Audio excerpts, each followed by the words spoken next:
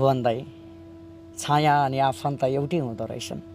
छायाले अन्धकारमा साथ छोड्छ अनि आफन्तले दुःखमा। एक्लोपन पनि एउटा नसा जस्तै हुँदो रहेछ भुवन दाई। आजभोलि म त्यही नसामा आफूले आफूलाई डुबाइरहेको छु। खै कहाँनिर मिलेन भुवन दाई जिन्दगीको तालमेल। चाहनाले एउटा बाटो देखाउँछ अनि बाध्यताले अर्को। म छु नि तिम्रो लागि भन्नेहरूको पछि कहिले नलाग्नुहोस् भुवन दाई, किनकि तिनै व्यक्ति हुन् भोलि समय आएपछि तिमी को हौ भनेर प्रश्न गर्ने।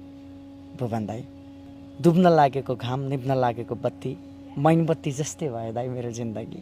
अरूलाई उज्यालो पार्दा पार्दै आफै सकिए। धेरै कुरा गुमाएँ मैले उसको लागि। मैले गुमाएको सबै खुसीहरू उसलाई नै मिलोस्, मैले सास गुमाएको दिन।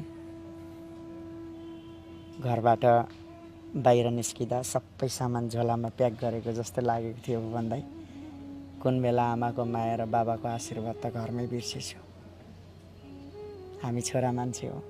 छोरा मान्छे त रुनु हुँदैन, कराउनु हुँदैन, चिच्याउनु होइन। छोरा मान्छे रुयो भने त नामर्द हुन्छन् र कायर हुन्छन् र। तपाईँ पनि त म जस्तै छोरा मान्छे हो नि भुवन दाई।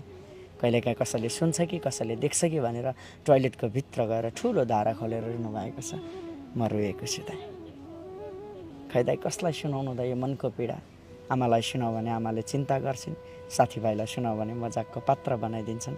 रुनु भएन, चिच्याउनु भएन, कराउनु भएन, जे छ मनैमा छ भुवन दाई।